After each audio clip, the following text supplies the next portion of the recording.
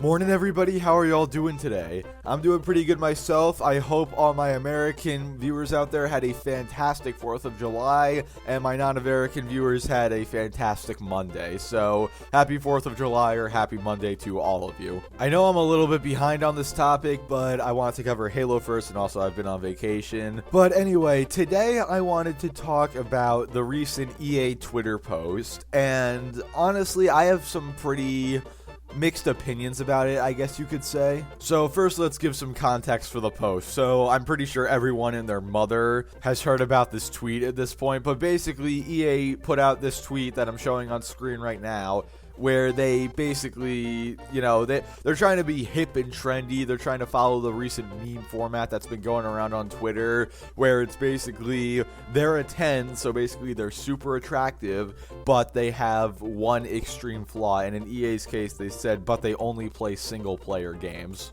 And honestly, I don't think this video is going to be very long. I just kind of wanted to share my thoughts on it because I think I have a take on it that I haven't really heard many other people say. The only other person who I've really heard have this take is Jack Frags, I think. So EA was getting completely ratioed out as they deserved because, this was a pretty stupid thing to say. You had really big names like Video Game Donkey and Jacksepticeye hopping in, and even their own developers, EA's own developers like Vince Zampella, were replying to this. Like, I can't find the screenshot, but I'm pretty sure Vince just replied with a facepalm emoji. Now, here's my take on this situation. I believe that if you are just a fan of single-player games, if you just play single-player games, and you unironically got offended by this tweet, then you are just incredibly soft. That is how I view it personally. Like, at the end of the day, whether or not there was hidden intention behind it to, give another jab at single-player games, because we know EA's history with that,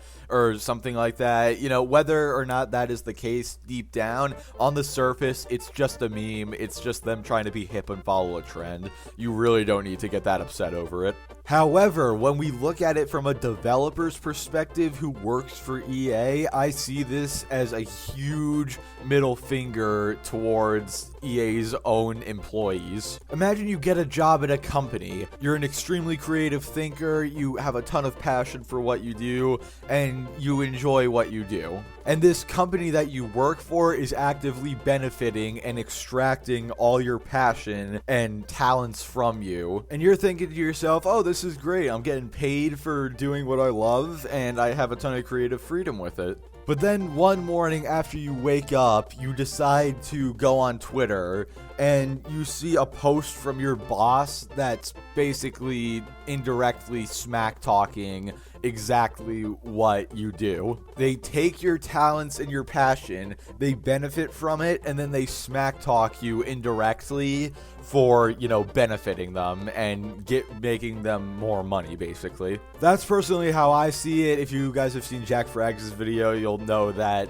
comparison, or whatever that analogy, whatever you want to call it, that spiel I just gave is extremely similar to what he said, because I personally think it was a great way of looking at it. But at the same time, I can't really blame people for overreacting a little bit, especially the bigger YouTubers, because it has been extremely slow when it comes to content recently. The only major thing I can think of that's happened recently in gaming besides this, and this isn't even really that major, but the main huge thing I can think about is Halo MCC getting microtransactions. And something tells me unless Microsoft wants to buy another company, publisher, whatever, then we're probably not going to get much gaming news or excitement or anything until we get like a God of War Ragnarok State of Play or something like that. And finally, I'm just going to throw this out here. While I do feel like the amount of outrage that was garnered by this tweet was a little undeserved, I do feel like in Griffin Gaming's most recent video, he did go a little hard trying to defend EA. Like, I don't know if he wants a copy of Fallen Order 2 early or something like that really bad, but yeah, he went really hard trying to defend them beyond what, in my opinion, was needed, in all honesty. And I don't know, it did come off as a bit fanboyish to me because a lot of his arguments were just stuff he's used in the past when he was defending like COD Vanguard and stuff,